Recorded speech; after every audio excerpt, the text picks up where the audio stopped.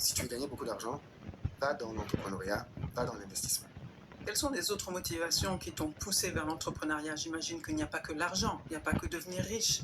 Non, mais bien sûr que non. Alors, même si au début, ça comptait pour beaucoup quand même. C'était ça quand même. Non, c'était pas que ça. C'était pas que ça. Parce que, et c'est important de préciser ça. Moi, quand j'ai décidé de me lancer, ma boîte de l'époque m'avait proposé une augmentation de 1 000 € par mois. C'était Areva, EDF? Oui, c'était chez Arriva à cette période-là. 1 000 € par mois Augmentation. d'augmentation. Et tu partais de? J'étais à 3 600 €. Ok. Donc là, je passais à 4 500, quelque chose comme ça. Ok. Donc, si tu as aussi ta seule motivation, c'est l'argent, tu fléchis. Tu dis, oh, donnez-moi ma lettre de démission. Finalement, je m'étais trompé. Je suis là lundi. Pardon. Mais c'était pas ma seule motivation. Je ne voulais plus de ce style de vie.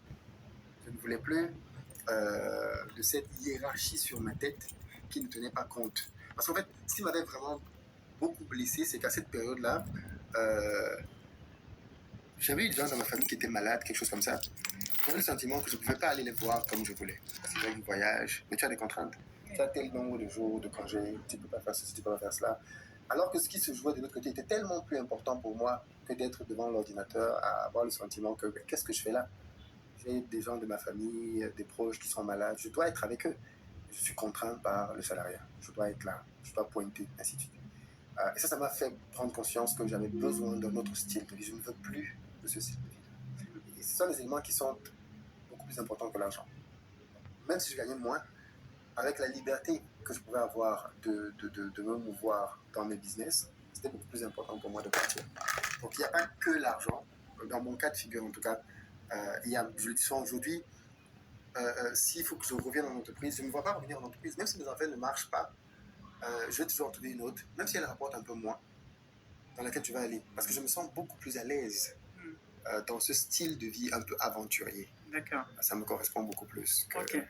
Alors, tu vas nous apprendre à devenir de bons entrepreneurs et à gagner beaucoup d'argent. Tu dis, le rôle du chef d'entreprise, c'est de créer des systèmes. Oui. Comment est-ce qu'on fait pour créer des bons systèmes efficaces et qui fonctionnent? Oui, c'est très important ça, parce que j'ai des gens qui me font souvent le procès. Mais quel est cet entrepreneur qui est tout le temps sur les réseaux sociaux? Quand tu fais les vidéos, tu n'as pas envie de travailler. Parce que l'image que beaucoup de gens dans leur tête, c'est qu'un entrepreneur, c'est l'homme qui doit être au four et au moulin matin, midi, soir.